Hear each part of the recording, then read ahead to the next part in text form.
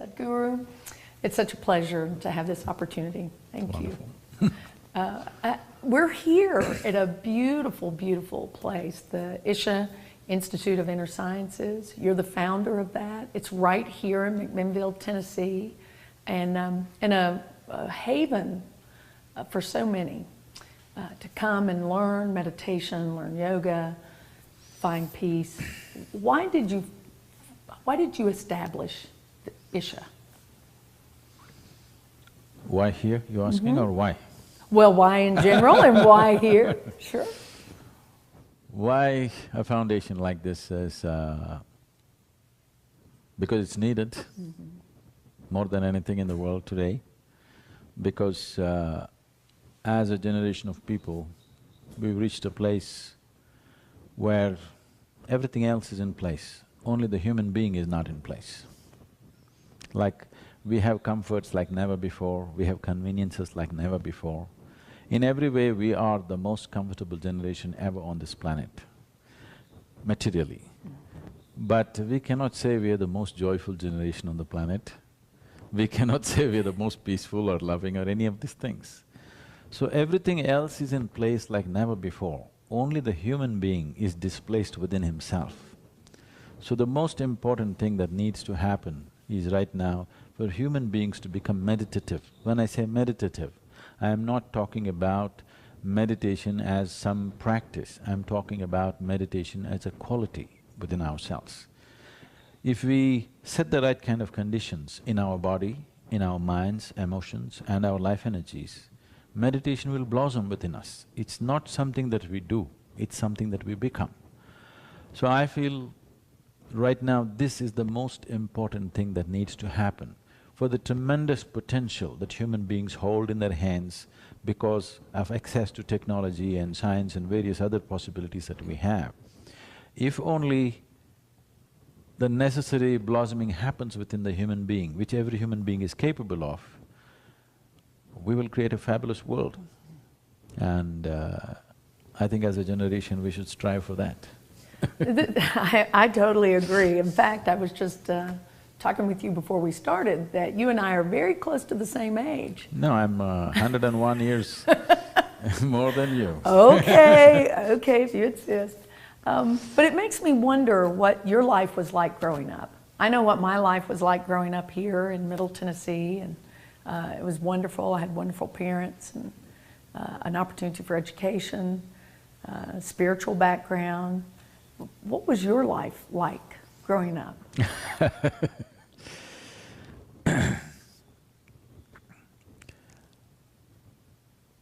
This may be a little unusual for people, but my memory goes back to a time when I was 3-4 months of age.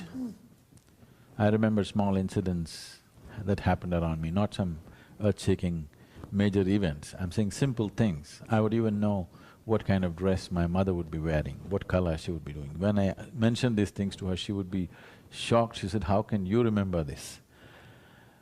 So my memory goes back like this. Because of this, in many ways, when I was 3-4 years of age, I was thinking about the same way as I think today.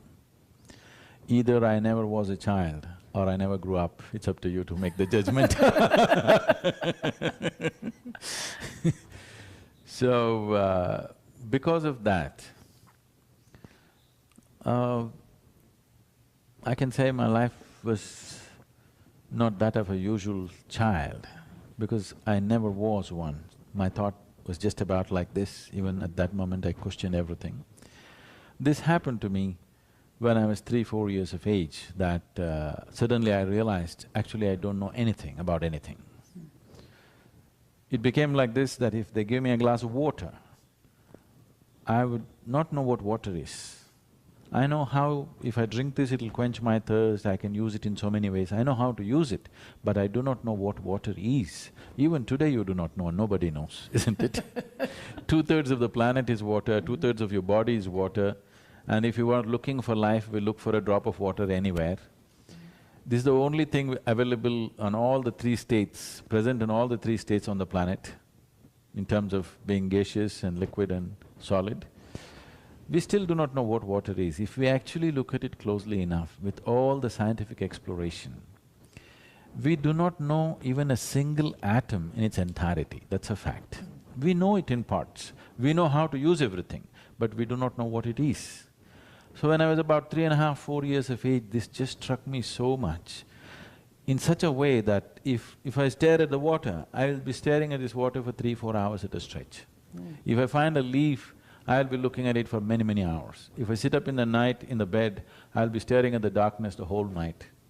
My dear father, being a physician, he started thinking I need psychiatric evaluation. My problem is, I look at this and I don't know what this is, I'm not able to shift my attention to anything else. In this condition, they sent me to school. So my mother said, you must pay attention to the teachers. I paid absolute attention to the teachers, the kind of attention they would have never received from anybody. Initially, I heard the words they were talking. After some time, I realized they're only making sounds, I'm making up the meanings in my mind. See, right now, if I start speaking in a language that you do not understand, it will be just sounds for you. Now because see, language is a conspiracy between two people. If I make a sound, you make a meaning in your mind. When I realized that I'm making up the meanings, I stopped making the meanings. And as I watched the teachers going on making sounds throughout the day, it became very amusing, and a big smile spread on my face. They were not amused at all. So this happened to me about 5 years ago. The school where I studied, a little over 4 decades ago, their 125th anniversary, they came to invite me. I said, the trustees of the school came, I said, see, why me? I was not just a not good student, I was not even a student. Why me? So they said, our school has produced sports stars, film stars, you know, federal ministers and all this, but you are the only mystic, so you have to come. So I went to speak there. I just saw, stood up in the quadrangle looking at the school after almost 45 years. This classroom, when I looked at it, I suddenly remembered. I was around 12, little over 12 years of age. As usual, I was paying absolute attention to the teacher, but I don't even hear a word of what they're talking. I know the teachers past, present and future, but I cannot hear a word that they're speaking. So the teacher is trying to get a response from me. After 35–40 minutes of futile effort, he came, held me by the shoulder, shook me violently like this and said, you must either be the divine or the devil, I think you're the later. Till that moment, my problem was, I did not know what is this, what is that, everything was a question mark to me. But I knew one thing, that this is me. Suddenly this man confused me about this also. Now I did not know whether this is divine, devil or what is it? So I tried to stare at myself, it didn't work, so I closed my eyes and sat. Initially, it was for hours, then it moved like this. One day I sat down like this. I thought in my experience it must be 25–30 minutes. But when I opened my eyes, there was a big crowd around me. India being what it is, people were tugging at my feet, and somebody wants to know about their business, somebody wants to know when their daughter will get married, all kinds of fancy things which I always had allergy towards. So when I asked, where did you all appear from? They said, you've been sitting here for 13 days. I thought it was just 25–30 minutes. Time just started flipping in my experience. If I just sit like this, I think it's 2 minutes. When I open my eyes, hours have just gone by. So, the experience of time just got completely mixed up within me. What I thought was a minute would be like this, 25–30 minutes turned out to be 13 days in other people's experience. So, from then on there was no looking back. Things evolved in so many different ways. I cannot articulate all of it. But one thing I saw was, if I simply sit here, I would be bursting with ecstasy. Then I thought, this is so simple, you don't have to do anything. If you don't do anything, no mess in your mind, if you sit here, every cell in your body will burst forth with ecstasy. So this is what I've been trying to rub off on other people. I love that. I love that. So you're a mystic, a yogi, visionary? I'm not a mistake. No? You're described as a mystic. I said I'm not a mistake. A mystic. A mystic. Sorry about that Tennessee accent there. Poet? You write poetry? Yeah, I think I wrote one today morning. I should have read it to you. Oh man! I didn't okay, get it. maybe I can get that later.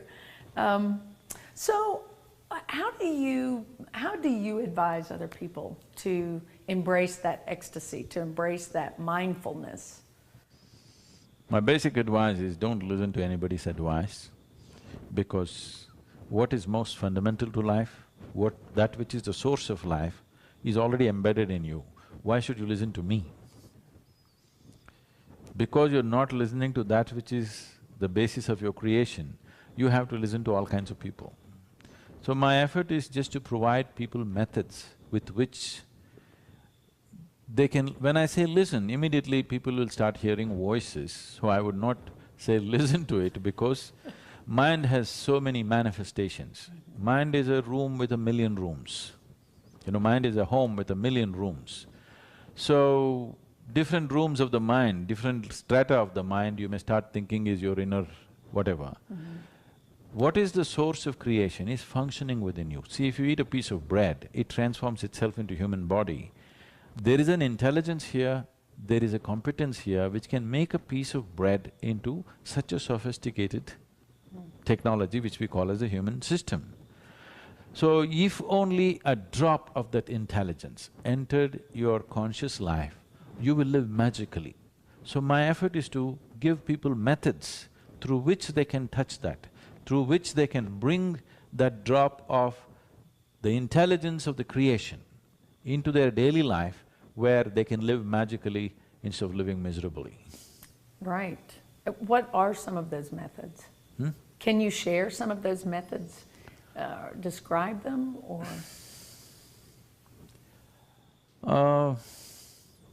Or do people need to experience it? Do they have to come? They're experiential. Okay. This is why this is called as inner engineering, technologies for well-being. It is not something that you… It is not a teaching, it is not a philosophy, it is not an ideology, it is not a belief system, it is a technology. That means it is… you just have to learn how to use it. So why I'm calling it a technology is, it doesn't matter what you believe in or you don't believe in. That's up to you. It doesn't matter which culture you come from, it doesn't matter whether you're a man or a woman or whatever you are. If you learn to use it, it works. It's like you take your phone, you take your BlackBerry. Yes. Maybe I'm doing an unpopular thing, I should say apple. Wrong fruit. I'm mentioning the wrong fruit. Suppose you take your phone, if you learn to use it, it'll work for you. If I learn to use it, it'll work for me. It doesn't matter whether we agree with each other or not. Right. But if you learn to use it, it'll work. So it is offered as a technology so that every human being can make use of it. Today, millions of people are there across the planet. They're made like this today. If they just as much as close their eyes, tears of ecstasy will drip out of them. I can show you millions like this. So this is the basis of what we are doing.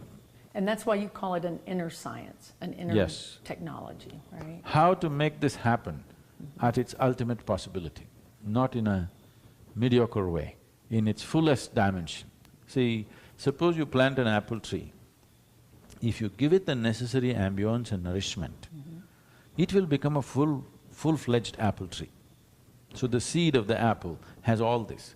Similarly, every human being, if he is given an inner ambience and the nourishment that is needed within himself, he will become a full-blown human experience. It does not need any teaching or outside inputs. All it needs is a perfect ambience. So the technology is only about providing that inner ambience so that your own intelligence, your own logic, your own emotions do not turn against you. Right now, that is what humanity is suffering from. It's not about what somebody else is doing to you. Your own intelligence, your own emotions, your own chemistry is turning against you in the form of ailments, in the form of different sufferings, because over 70% of the world's human ailments are self-created, it's happening from within the system. That means our own body is turning against us because we don't know how to keep it.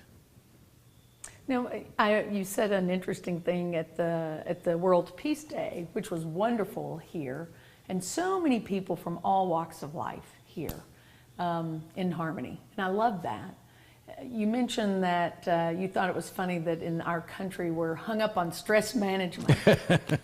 Can you just share that? I thought that was brilliant, actually, because I'm always thinking, how can I manage my stress? See, management is for things that are precious to us. We manage things which are precious to us, your family, your money, your business and home must be managed. Why should you manage something that you don't need? So stress is not a part of you. Stress is a certain friction that is happening within your own system. If your mind took instructions from you, would it be stressful, I'm asking? Would you generate stress? No. Or joy? Joy. Definitely. You would just, So yes, right now the joy. problem is not of stress, the problem is your mind is not taking instructions from you. Suppose you're driving your car, and if your car does not take instructions from you, what will happen? Dangerous, isn't it? That's right. Similarly, life is dangerous when your own mind and your own body does not take instructions from you. So people are existing with such a danger all the time, and it makes them very anxious because they know they're not in control of themselves. When you are mindful and you think about… No, I'm not talking about being mindfulness, no. Okay. You're getting Buddhist. Okay, okay. I'm not talking about mindfulness. I'm just saying this body and this mind are two instruments, two faculties for you to make this journey of life. Two important faculties. It's like your car, let's say. This is hardware, this is software. Okay. These two things must take instructions from you. If they're not taking instructions from you, we have to look where the keyboard is, isn't it? Okay. We can do a simple experiment. You will see how subtle this body is means, if you hold your palms facing down and breathe, you will see the maximum expansion contraction will happen in the lower lobe of the lung. If you just turn it around, it'll move to the middle lobe. You can experiment and see. Okay. Uncross your legs. Uncross my legs. I'm gonna do what… Do I need to put my leg under here, like this? No. No? Just keep it Okay, all comfortable. right, so put it here. Hold it this way, all five fingers together. 5 fingers. With your spine erect, breathe slightly deeper than normal, eyes closed. Eyes closed. Yes. Notice where the maximum expansion and contraction, which part of your lung expands most. Just notice that. Yes.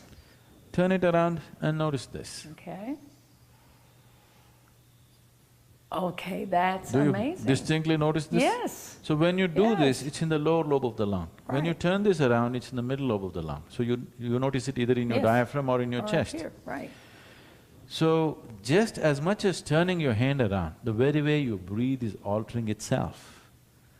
It's not just a breath, the very way your life energies function is altering itself. Now, how many times in a day unconsciously are you doing this? Too many times, too many times. And now you set your energies into turmoil and hoping to be peaceful, life doesn't work like this. No. This is like you don't know what the 3 pedals in your car are, just kick them around whenever you feel like it, and you know what a jerky driver you will be. Right. Right now that's all it is. It is not that there are human beings here who do not know what is peace, being peaceful or joyful or blissful or loving, they know that. Only thing is it's not sustainable. If it happens in one moment, another… it just falls down. Just about… it is threatened just by anything around you, simply because you're driving by accident. Right. Without… you've been given a most sophisticated gadget on the planet is this human system, all right? Right. But you're trying to use hammer and anvil technology. You've been given a Yes. supercomputer. If you touch it, it'll change its dimensions. But you're still doing hammer and anvil technology and think it will work. It will work in a minimal way, not in its ultimate way. Right. So Guru, one of the problems I have, and maybe other people have, is what I call monkey mind. I just can't settle. I don't settle. I'm not still. If I close my eyes to be quiet, my mind's going in all these different places. That's not very peaceful. We'll do a simple experiment with you, okay? With just for 5 seconds or 10 seconds, you close your eyes and just make an attempt that you should not think of a monkey for this 10 seconds. Okay. 10 seconds, you should not think of a monkey. You failed many I times. did, I think of a monkey. That's all I'm thinking about is a monkey. So, what you need to understand is, the nature of the mind is such, if you say, I don't want something, only that will happen, okay? Yes. So to this mind, somebody told you, this is something that you should not think about. So that's a full-time job for most people. Whatever was told to them, do not think about it, that's become the full-time job. So, without understanding the fundamental nature of the mind, you're trying to handle it. It's not going to work like that. Okay, all right, I'll get beyond that then. How do you think we can live in harmony together? It seems like there's so much strife in our world and anger. To create strife and conflict, it takes effort. To be in harmony, it doesn't take any effort. If you just sit here, you're in perfect harmony, you know. Right. There's no conflict happening. Conflict takes effort. So why are people getting into conflict? There is a need for human being to be little more than what he or she is right now. If that little more happens, little more. If that little more happens, little more. So if you look at this, you're trying to essentially expand. Initially you think this is about money, this is about wealth, this is about property, this is about something or something. But actually if you look at it, the only longing you have is, you want to expand. Your currency may be different depending upon what you're exposed to in your life. Whatever each individual is exposed to, right. Accordingly somebody is looking for money, somebody is looking for knowledge, somebody is looking for love, but basically expansion is what we're looking for. So how much expansion will settle you for good? If you look at this, you need boundless expansion. Yes. That is the nature of the human being, nothing wrong with that. The problem is right now, we are so identified with our physical nature, we think we have to stretch ourselves physically. Physically, if you try to stretch your boundary, you will encroach upon me and I will confront you in some way and there's going to be a conflict. Right. So the problem is, what is an inner longing to expand limitlessly, we are trying to give a physical expression to it. Physical always comes with a defined boundary. Only because there is a defined boundary for this body, you can call it a physical body. If I take away the boundaries of your body, this will not be a physical body, isn't it?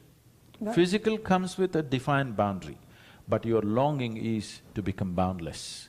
And that longing has to find expression in a way which is beyond physicality, because that has not been cultivated in a society. Every human being is in a turmoil and a struggle, as if life is a struggle. So a lot of people are belting out philosophy saying that life itself is a struggle. Life is not a struggle, your mind is a struggle, because you don't know how to keep it. Mind is a miracle.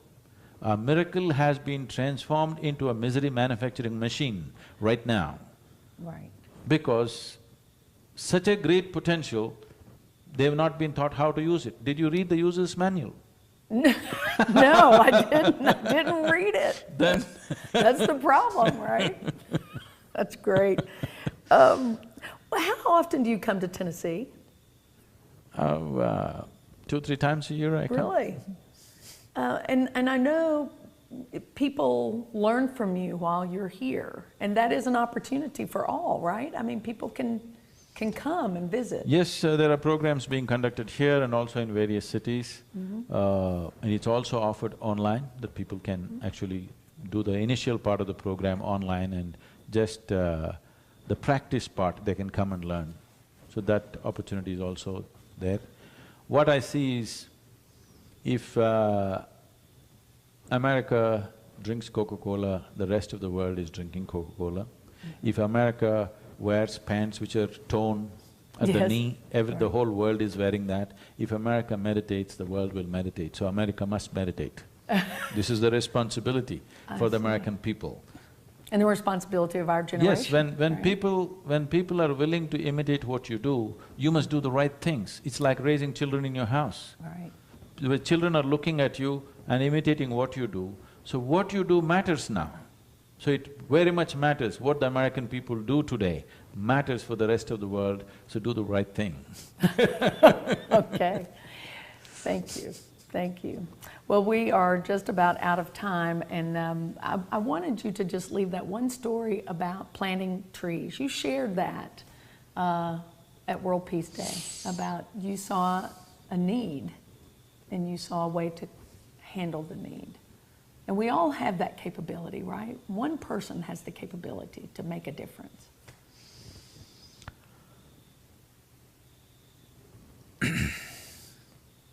This, when I saw that the green cover in southern India was very low and we had to increase it, it took 6 to 8 years for me.